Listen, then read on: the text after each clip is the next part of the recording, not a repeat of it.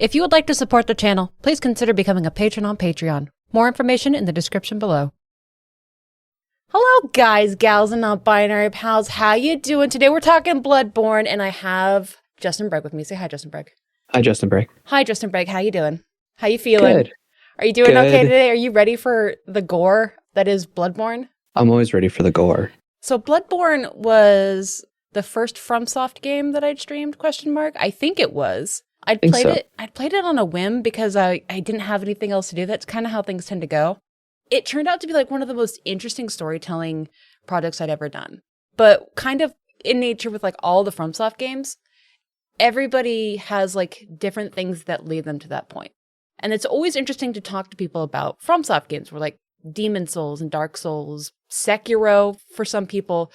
Everyone has like a different history with FromSoft games. So Do you remember the first time you played a game or heard about a FromSoft game? First one that I played was Demon Souls on PS3. It was probably a year after it came out. I had no idea what it was other than it was an RPG. I had no idea how hard it was going to be. And really? Yeah, I played it for... Did you look at the cover and just like, oh, that looks like a pretty fantasy game. I'm going to go have fun in that world. Yeah, I'm like, I like RPGs. That looks like an RPG. I played it for half an hour and thought it was just the worst player experience. Wow. That's actually, there's a streamer I quite often watch in the background named Lobos Jr. And he'd said that the first time he plays FromSoft games like professionally. The first time he'd played Dark Souls 1, I believe. I hope I'm not getting this wrong, but the first time he'd played it, he hated it. Yeah. Can you go further into like why you disliked it? Yeah, I pretty much most of my memory is from the remake at this point, but I do remember getting to the bridge where the dragon flies over and breathes fire. Oh. And just couldn't, like, I would try to run past it. I would try to take breaks throughout the bridge kind of thing and just constantly die. And that's where I gave up. I guess, again, because I have so much memory from the remake over the original, I must have gotten past that boss, that first, I can't remember the name now, but I must have gotten past that first boss and then gotten to that dragon bridge and just could not get any further. Interesting. I remember I was young. I had played through Ninja Gaiden on, I think, the Xbox or something. And I'd beaten the first boss. And I was like, I'm pretty tough shit. Yeah.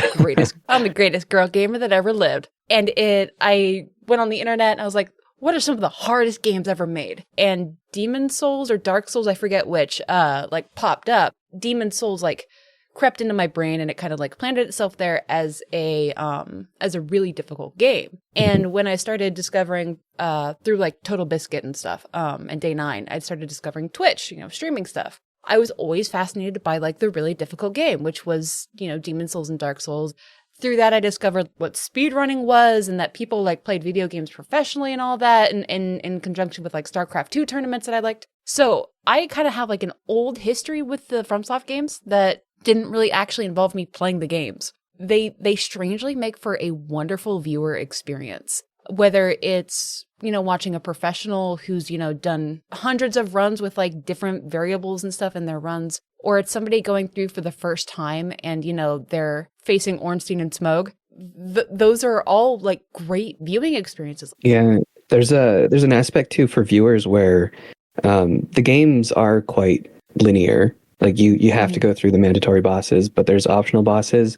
A lot of people, especially in their first playthrough of one of these games, won't go off the beaten path to explore because it's scary. Yeah, it's punishing. Yeah. So if you die, you'd have to go back to where you died to get your stuff back, which means going back into that dangerous area. Whereas most people would just go to the next boss. Yeah. So watching someone who streams, you can kind of get that exploration without kind of taking that risk yourself. Yeah, I love when, especially streamers who play the games like quite often, I love when they stop and they do lore playthroughs or story playthroughs. Yes. Where they go boss to boss and they talk about the areas and they're like 8 to 10 hour streams just getting through sections of the game. I love that stuff. It's same with Silent Hill.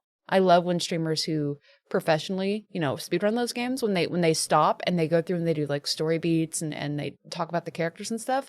Demon Souls and Dark Souls in particular are just so good for that because they're so big. Gosh, we could just talk about all the games, couldn't we? Yep. and that's not even going into their old stuff, which was like Armored Core, and there's another Armored Core coming out. I've never played an Armored Core game. Neither have I. Yeah, I don't know anything about it. I see it as like mech shooty game, and my brain goes off, and I'm like, I'd rather play the fantasy. Yeah, give me the RPG. Yeah, give me the RPG. Although I'm interested to see what they do with the IP, because a lot of people are really excited about Armored Core coming back. There was also like Kingsfield ? They have like a big catalog of old games that are not nearly as popular as Demon Souls and Dark Souls went on to be. Yeah, they've got that cult following for their older stuff, but then there's just super well known for their Tough as Nails RPG. Well, it's something FromSoft does that's fun, I guess, interesting, is that every game, well, every series, because Dark Souls is kind of its own formula, they manage to make these games where they're all different, or every universe they make is different and unique. Kind of not so much with Demon Souls and Dark Souls, because Demon Souls was like kind of the grandfather of that series. Yeah. So like looking specifically at Dark Souls versus Bloodborne versus Sekiro, holy shit, Sekiro, and then Elden Ring, like they're all very different games. Sekiro specifically is like such an outlier, I think, to the other games. Yeah, I agree with that. I was going to say that each game other than Sekiro has that familiar feeling when you start playing it. Yeah. You have to adapt still to the new playstyle, but they all have that almost muscle memory to it. Yeah, absolutely. Going from the first FromSoft game that I had played was actually Dark Souls 3. Okay. I'd seen Dark Souls 1 and 2 get played through, by professional streamers so many times that like I knew the world, I knew the characters, I was interested in it. I loved to go up and read about them. And when Dark Souls 3 came out, I actually won the game in a giveaway. So I kind of felt obligated to play it, but it was so much fun. And then I went through and I co-op played it because it was still a very difficult game for as approachable as it was. Dark Souls 3 kind of felt like the turning point for them, where they started to maybe think that like making it a bit more approachable for people was the better call if they wanted to be, successful.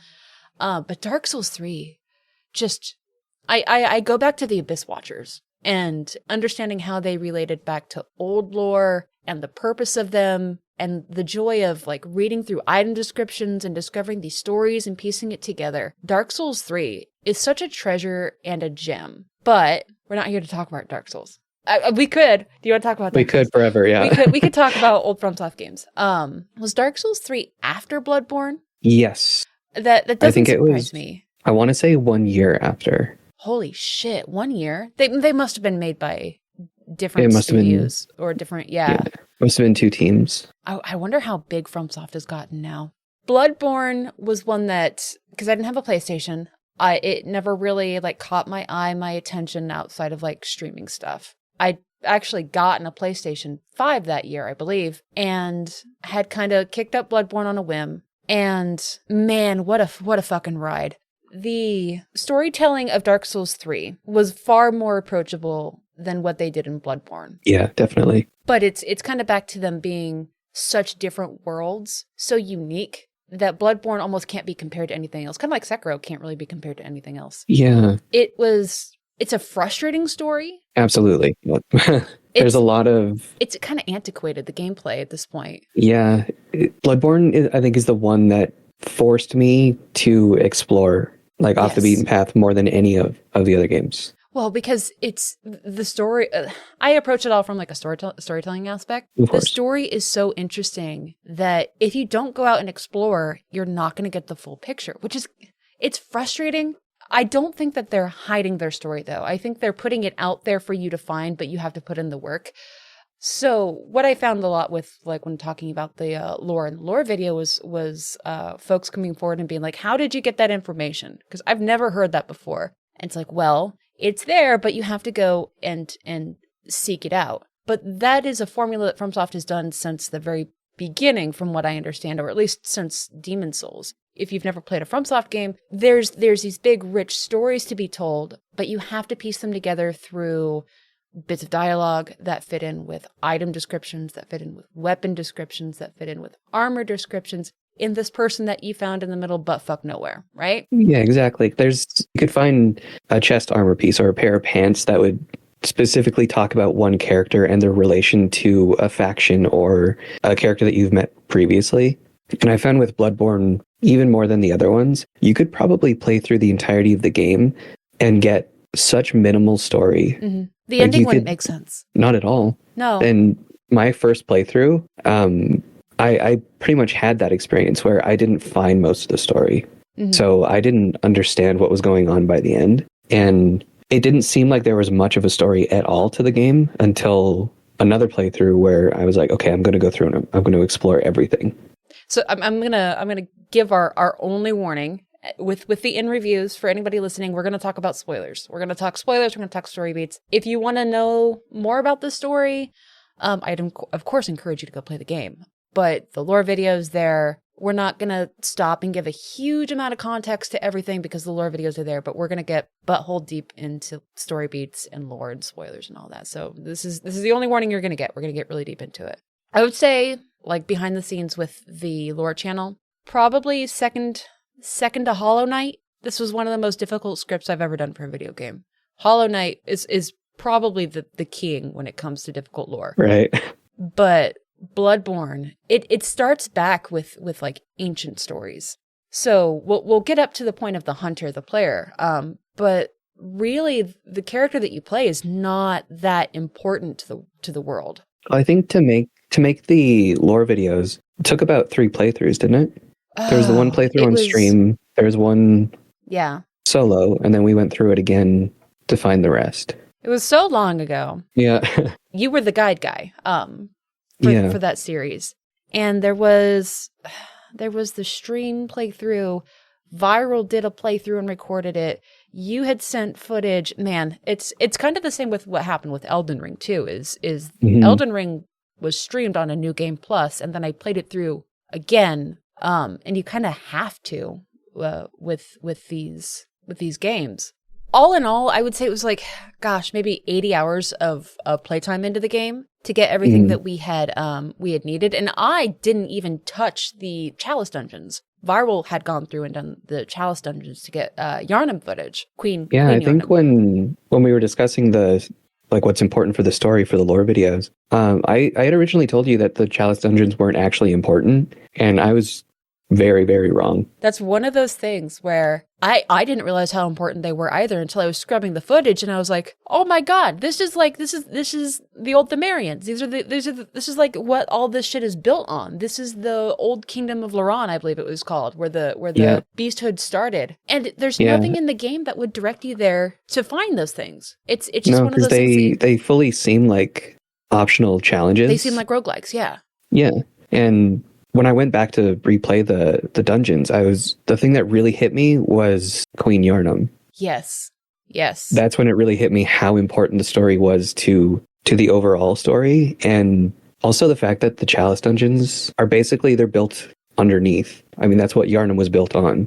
And everything down there, I from what I understand, they're kind of randomly generated, but like the traps and the creatures and everything that you find down there, it's related to the history of the city of Yharnam, and old Themarians. How many hours do you think you've spent in total, like streaming, playing Bloodborne? I actually have this written down because I checked. Oh, did you? I did.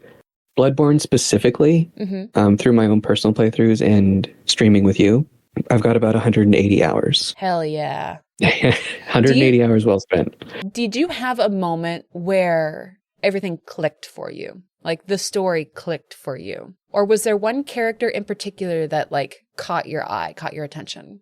Since the beginning, Gehrman really caught my attention. Like immediately something was up with Gehrman. Yeah. Creepy old fuck. Yeah. Like I had said before, my first playthrough, I was barely able to piece any kind of a story together. On a second playthrough, I decided I'm going to explore because there's so many item descriptions, there's so many things to find and read. I'm going to go through, I'm going to try to find everything because, for one, the ending made no sense. Yeah, Squid Baby. Yep. The option to pretty much just give up at the end seemed so out of place. It makes sense, though. It does make sense now, but like being presented with these options, having not explored all that much, it just didn't make any sense to me. Going through multiple times and finding all these story beats, all these hidden notes and item descriptions, especially finding specifically the umbilical cords. Yes. Opened so much of, like, it went so far to explain each of the 3 endings. It gives everything, so it gives everything context. Let's like take it back and let's build up on that. Bloodborne has these beautiful themes, which are of motherhood and birth. You really have to approach it with a sense of maturity. And I remember this during the stream talking about, was it like the School of Mensis, the umbilical cords, a lot of women present in the game, like having to like take a step back during the stream and being like, these are all mature topics. Bloodborne just beautifully tells these stories, and it goes all the way back to the Themerians, because they lived in a matriarchal society with, a queen. The queen that we know most is the last queen, which was Queen Yarnum. Yeah. And the existence of old gods, what do they call them? Great ones in the game? Yeah. The great ones that they found really was like, they weren't antagonizing. They weren't the villains. What really created the villainy in the game was humanity's greed and ego and hubris, and thinking that they were entitled to, fuck around and find out, essentially, with these great ones. That the Themerians existed so long in conjunction with the great ones. God, I wish they would go back and make a prequel about those times. I know they never will. I could see this being like an amazing anime series. Yeah. But when we get to Yarnum, it's after untold generations where the Themerians were living side by side with them, and it wasn't until, greed crept in that things started going wrong. So like humanity really turns out to be the villain in this thing, and tampering with things that they shouldn't be. And it was in the outskirts, like near the city of Laron, I think it was called, where they were partaking in blood from, did we ever decide, was it what was her name? Not Henrietta. What was the name of that old god that we find? It's Ebrietas. Ebrietas.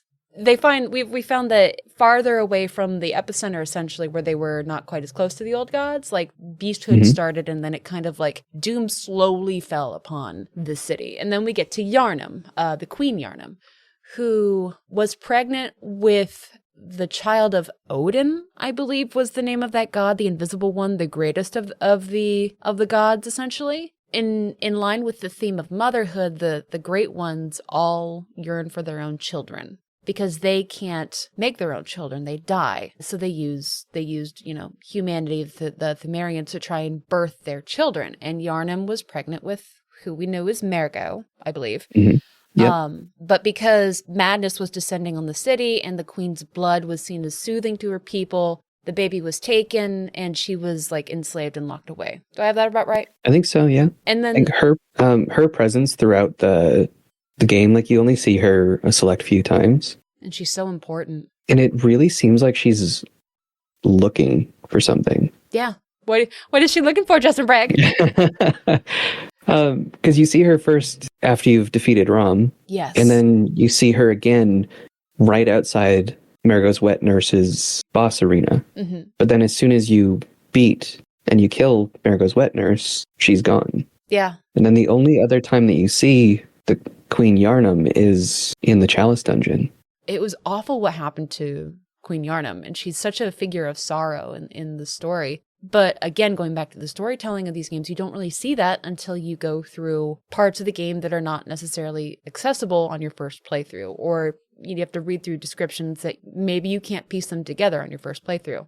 So then we go from, what happened to Yarnum, the establishment of Cainhurst, and then, the foundation of Yarnum, the city of Yarnum, and things seem fine until, once again, humanity becomes greedy and starts messing with things that they shouldn't when they discovered Ebrietas once again, and they start siphoning blood and studying her. And it leads us to, once again, motherhood and birth, the story of Kos at the fishing hamlet, who she had washed up, assuming gender applies to these things.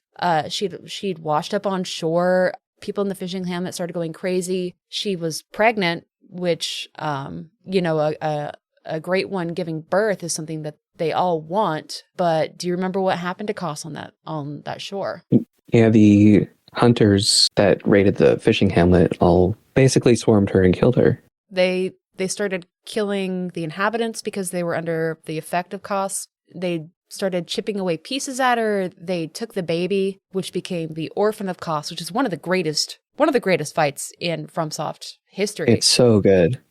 The screaming of that thing. You could easily look at so many boss designs and everything, like looking at the Orphan of Koss. You could just look at that as body horror because there's so many horror themes throughout the game. Mm-hmm. But the way that they specifically used the idea of basically a fetus to attack was a very powerful storytelling moment, I feel like. And if you hadn't pieced together the story, you wouldn't realize it. You would, like you said, you would look at it as, oh, this is a disgusting, evil thing. I need to kill it.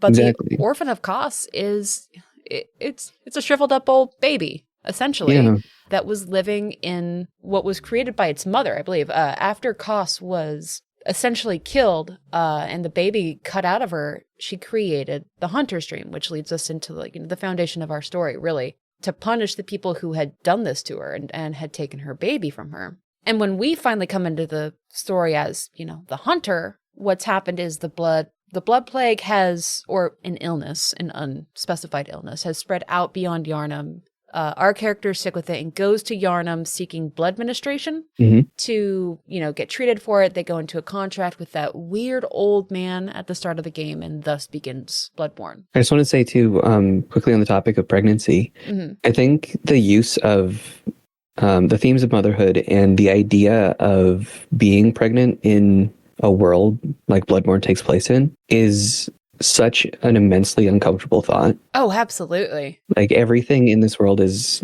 disgusting. Everything's trying to kill everything. And if it's not people, it's disease. Absolutely. Look at the old city that was made to burn because of beasthood outbreak. Well, and that's also part of the world building of this is when the hunter arrives in Yharnam and the dream, really, it is a disgusting, sickly world. But the foundations of it were something beautiful. Bergenworth was originally like a place of higher learning that was beyond mankind. It was a beautiful thing. Canehurst was a place of nobility and wonder. Yharnam was full of academics. And when we arrive, it's fetid. It's broken. It's disgusting. I couldn't imagine what it would be like being in that world. Nobody would want to live in that world, which also kind of puts into the going back to that ending, the giving up ending, like that makes sense. Why would you want to go back? Why would you want to be a part of that dream? Why not let them kill you in the dream and go back to a broken, sickly world that's at least a real world? When the hunter arrives, and you're going through and you're seeing, people have fallen to beasthood, people are really, really aggressive. There's also things going on indoors. There's still humanity there. We don't really get to see them. But it's the night of a hunt and people are indoors. It's hard to say what they're doing in there, but madness has already crept into the city. We're like on the final death throes of this city. And as you go, you encounter these bosses who were once human. They were once human beings that were just trying to serve a higher purpose. So look at, I think of Amelia. Vicar Amelia? Vicar? Yeah. I don't know. I said Vicar. I always said Vicar. I don't know. I don't know. It's one of those things where English is meant, or language is meant to convey an idea. If you get the idea, then fine, you succeeded. There's so many boss names in this too that I see so many different pronunciations of. The bosses of this world were all human once upon a time, and they fall into essentially what they did to themselves, which was tampering with the old ones and things that they weren't meant to. One of the most interesting bosses I felt was Maria of the Astral Clock Tower, I believe she was called. Yeah, Lady Maria. Yeah, and she was interesting because I would not call her a sympathetic person or somebody that you can sympathize with at all. She was one of the original hunters that led the culling of that fishing hamlet and Koss. It was Lawrence, Gehrman, and Maria were the leaders of that group, or they were part of that group in the very least. And Maria was cursed to never be able to leave the dream, like, the hunters are. She had given up her affiliation with Bergenworth. She had abandoned her weapons, and she had decided that she was going to preserve the dream by preventing anybody from ever approaching the fishing hamlet again. Yeah, she basically acted as the obstacle to get to where you wanted to go past that part of the DLC. Yeah, kind of a true, what's the word? The people that like beat themselves in for holy purposes. Not flatulent. Flagellant. The people that like they punish themselves to make amends for a great wrongdoing that they'd done, but by doing that she was perpetuating the nightmare, essentially. Yeah, and the idea that she renounces herself from this and throws her weapons away, and then you can actually find those weapons in a well. Did I ever find those weapons? I think you did, because there's a section fairly early on in the fishing hamlet. There's an enemy that is throwing those purple skulls, and right behind them is a well. If you go down there, there's those big kind of troll enemies. Okay. And you can actually find her weapons down there. Interesting. I would say that my favorite boss, second to Orphan of Kos, because I think Orphan of Kos is just a fucking spectacle of storytelling and boss mechanics, would probably be Lady Maria. Because you get to see like the old blood of the hunters coming through to like what these people originally were. They were extremely deadly. You kind of get the idea of what Gehrman was in his prime through Lady Maria. Because he also was in love with her, wasn't he? Yeah. Or because that's what the doll is modeled after. What would you coin your favorite boss? Who is it in Bloodborne? Honestly, I think it would have to be Lady Maria. Really? Yeah. Specifically because it did such a good job of building up what, like when you find the story, when you really start digging, and knowing that the doll was based on this person, you kind of have that feeling of, okay, I know who this is. And then having that story built up as you go along, you kind of have that connection with them already. Mm-hmm. But then everything that you expected, for me at least, I did not expect how furious she would fight. It really drove home how much of like extremists these hunters were. Do we ever find Lawrence in the game? Do you remember? Can you jog my memory? Lawrence was the cleric beast that was on fire, I believe. Oh, that's right. That asshole. You know what? He deserved it. Fuck that guy. Probably also like the Old Blood or Old Hunters DLC was right up there with like Ringed City for Dark Souls 3. Was some of the coolest storytelling and world development, because it is very otherworldly, as it's meant to be. It's where hunters go to face their eternal punishment. Like they're condemned there. Yeah, like you go there, you find a guy named Ludwig, who one of the greatest soundtracks of a boss fight ever is Ludwig the Holy Blade, I believe is the name of the track. So it's such a good design too. Yeah, and his screaming and his boss design and just like what he's made up of. Maria is wonderful. Was Orphan of Kos part of the DLC? I believe he was. They were. Yeah, that was the last one. Yeah, so good. I almost wish that there could have been more to it. I know the game came out in 2014 or something like that. The game is 9 years old at this point, which is hard to believe because it's still such a pinnacle in gaming. Yeah, it still looks great and still plays great. Like, it's such a masterpiece. Yeah, so we get up to the ending. And as we talked about before, like if you've not gone through and played it a number of times, or like I had the benefit of having guide guys and people that were invested in the lore that we could talk about these things as we went. Putting them into context, right? Yeah. It comes down to abandon the world, which is like death, right? Right.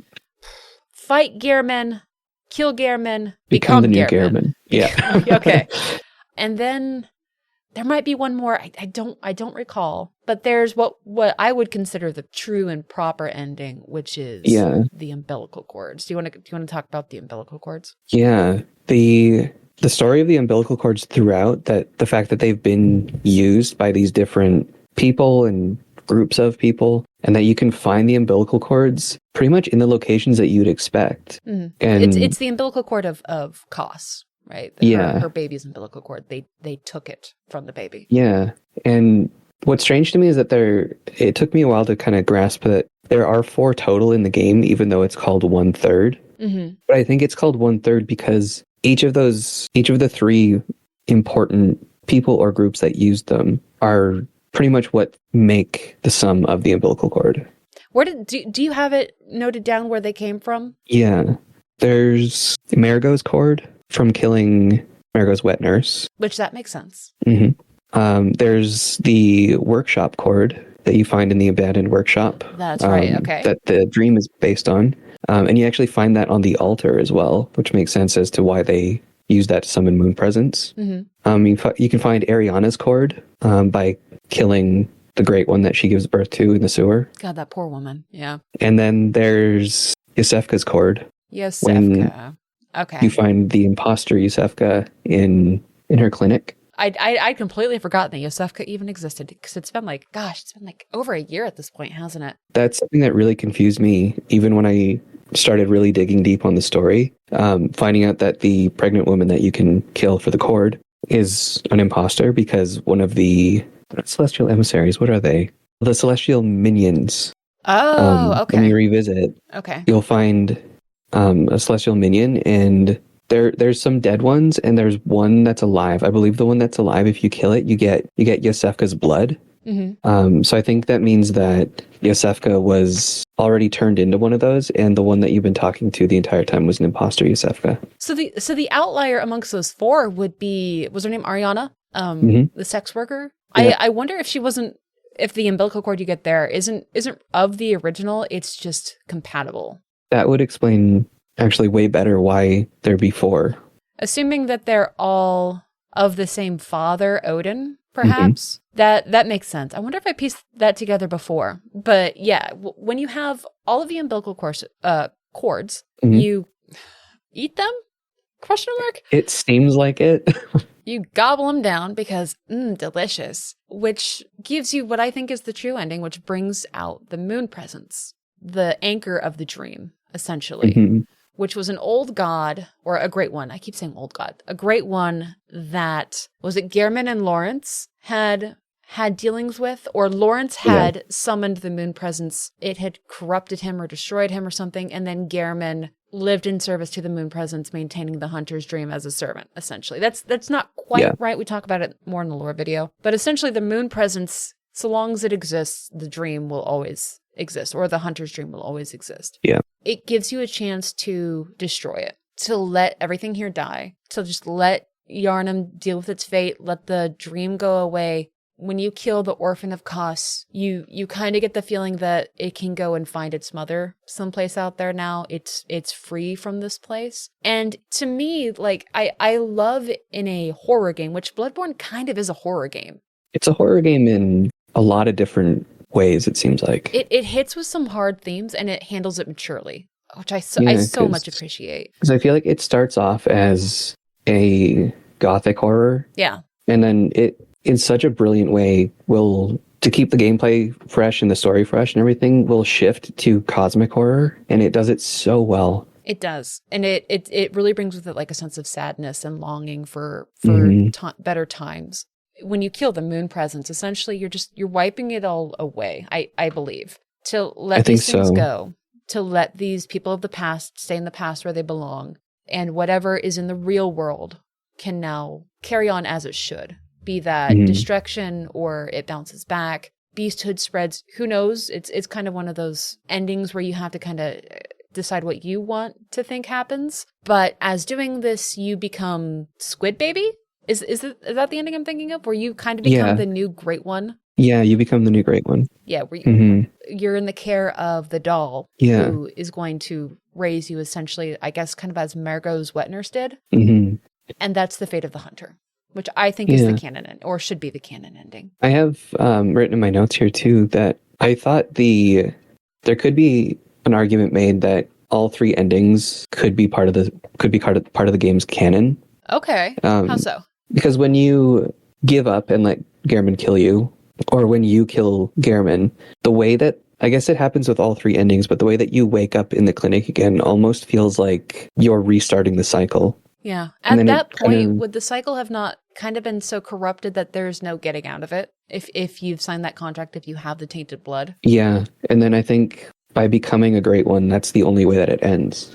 So there's an ending where Gehrman kills you. That you Yeah. can choose to let him decapitate you. Is that not sending you out of the hunter's dream to live in the waking world? My interpretation of it was that that's the intention, Mm-hmm. but the way that this world works is it's like a purgatory. That makes sense. It kind of fits in with the ending of Dead Space, where, without spoiling too much about Dead Space, where it doesn't get to be happy. Yeah. And not all stories should end on a happy note. I completely agree with that. I so much appreciate, especially in a horror game, where they don't take the easy out of and then they live happily ever after, and then the good guy wins, the hero triumphs over all, because it's not how life works. You know, you have bad endings all the time. And in Bloodborne, even when you get the full ending, it's not necessarily the best outcome for everyone involved. With the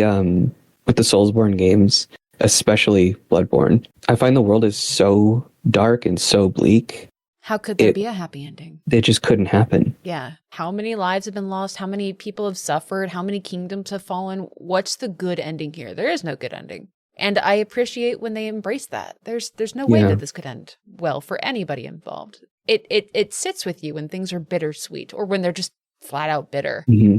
And as it should be, I think. One thing that I wanted to touch on is the idea of so many games you play the hero in a way you're destined to win. Yeah, power fantasy. Yeah, and I found Bloodborne specifically felt like there's so many hunters in the world, and it really felt like you're just another one. Yeah. And the difficulty of the game lends to that so well as on top of that, because you're just another hunter, and the game's difficulty pushes you forward, but you're going to struggle through the entire thing. Yeah, countless deaths and people intervening on your behalf or lucky circumstances are the only reason you made it to Gehrman. Yeah, like we're not a hero, we're another hunter. Yeah.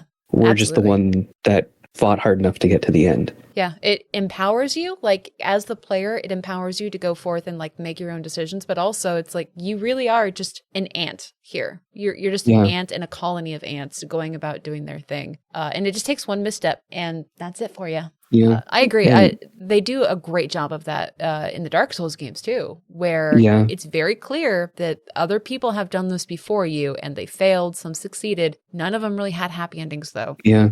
And it explains the difficulty of the gameplay so well.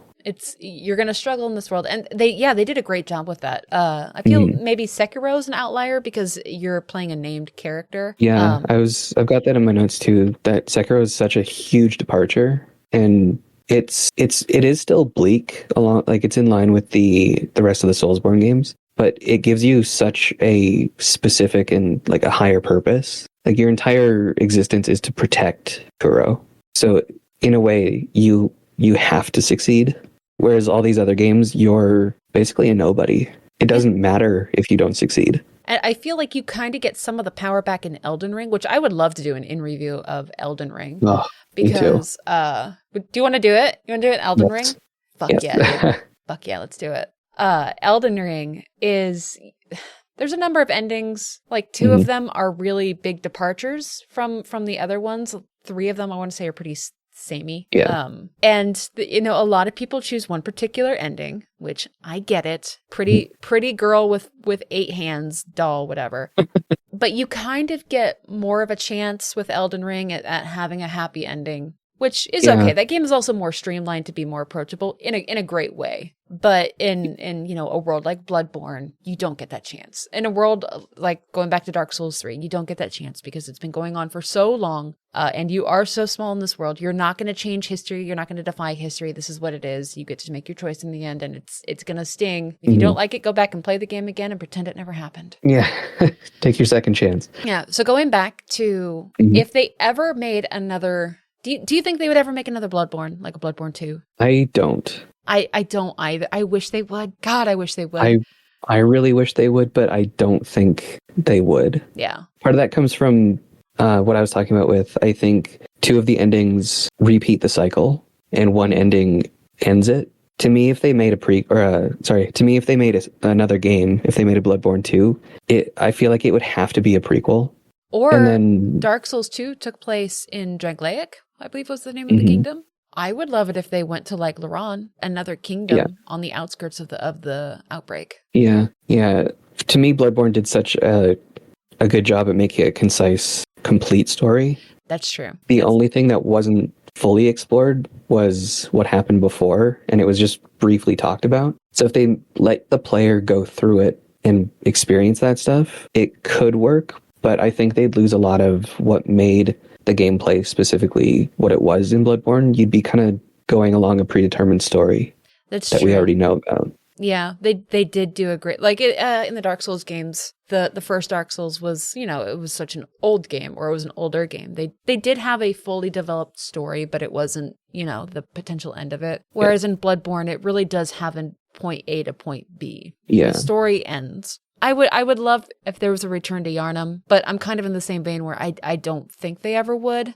People would buy it, but it would just be maybe like a cash in on nostalgia. I think so too, because I think if to revisit it, we'd have to either have a completely new location, and then there'd have to be an explanation as to why and how this blood administration and all this disease and stuff spread to somewhere completely new, or we'd have to retread the exact same locations, which if there was a prequel made, then you could explore places that were only talked about, and then from the gameplay standpoint, you could kind of retread some familiar areas, and that could benefit a sequel. But in general, you're risking either everything being too samey or things being way too different. Kind of having that right now with, to date the video, Tears of the Kingdom, the new Zelda game that just recently came out, where it's different, but it's also very much the same. Yeah. There are, pleasant surprises, but there's not that many pleasant surprises. In general, I feel like I'm going through the map again. Yeah. And I feel like if they did that with something like Bloodborne that has a very dedicated player base, a very not casual, I think it's the not casual part that kind of divides them. Yeah. It wouldn't work as well. And you don't want to retell those stories over and over again with a new coat, because it kind of diminishes the impact that they originally had. So I'm kind of the same boat. I would love to see more Bloodborne, maybe more DLC or a PC port with additional DLC. Please, 60 FPS, come on. I think that would be the best way to go, is add another shorter story of something that's been kind of hinted at or not explained fully. They did a great job with the Nightmare Frontier ? Was that where the old research facility where the brain was up in the rafters? Yeah, they did a great job with that. I would love for them to get wibbly wobbly with the time stuff and let us see another story play out. Me too. I think the only chance of DLC happening is if they released it in some way. If the game was re-released as a remaster or a PC port. Ooh, I would love a remake or remake. What did Blue Point do? Yeah, like a full. They just rebuild it from the ground up. Is that a remake? Yeah. I would love a PC port and or a full-on remake of bringing the game up into 2023, giving it that good polish. I would absolutely return to Yharnam for that. I would do a full playthrough of that, especially no Bloodborne 2. Hear us out, FromSoft. It's like printing money. PC port with additional DLC. Bring it up to 2023 with 4K, 60 FPS. I don't care. I'll even play it at 30 FPS at this point. Yeah. If we could get more stories told. The thing that Bluepoint did with Demon's Souls as well, to me, I think it's one of, if not the best looking Soulsborne game now. It is gorgeous. They did a great job utilizing the PlayStation 5 hardware. I have it downloaded, ready to go. It's just every time I open it up, I also remember that I don't have people to help me, and I don't have cheat engines that I can call upon, and it's not really approachable like Elden Ring was. Yeah. I don't know how the summoning works in Demon's Souls. Yeah, and if I could really quick, just to bitch about something right here at the end of things, to be a real downer about it. I dislike so much that when you summon people in your games, when you join a Jolly Cooperation, They open you up to invasions, to PvP. I hate that they do that. I don't know if they do it with Demon Souls, if that's even a thing in it, but that's something I wish that they would take out of their games. Yeah, make it an option at least. Make it an option, mostly because the issue I've had with PvP stuff is that people don't play nice, in that people can fucking ruin your games with item drops, or they can be invisible, or they can be invincible, and it takes you out of the game, it takes you out of the world, and I hate it. I would rather they put in more PvE invasions if you're going to do that, or make the world really smack hard. Or make the Colosseum type thing like they did in Elden Ring. Yeah. I would like for them to remove that from future games, just because there's there's too many variables with people. People can be awful, people can ruin your game, people can take you out of the adventure. But with Demon's Souls specifically, I don't know how, if they have a summoning system, if it would work that way, if it would even be a good streaming game at this point, if it didn't have that, because I'm a diaper baby. And when you start dying and struggling, especially in FromSoft games, then people start coming in to try to like backseat you, or you're suffering, I need to help you. Yeah. Streaming a game like that, it's the best way to make it harder. Streaming a game is already going to make a game harder. Yes. Streaming a hard game makes it just brutal to go through. Yes. I tune in quite often to professionals who, stream these games. And even people who have been doing it for years and years and years, doing challenge runs, people who are obviously professionals at it, you open up their chat, and after they die a few times, people start trying to backseat them. Yeah. Which is... It's kind of the issue with streaming these games, is you want community involvement. You want to talk about the game, but you don't want people trying to tell you what to do, which happens just constantly, especially when it's people outside the community just dropping in and they decide they want to help you because, you're struggling or suffering in their mind. Yep. Yeah. Anyways. Those are the people that get mad when you tell them the streamer's fine. It's just part of the process. Yeah. Let it happen. Just let us struggle. All right. Do we have anything else? Are we good? Are we good to wrap this up? I think we're pretty good. We went through like 2 pages of the notes that I had written. So. And you had 6? Yep.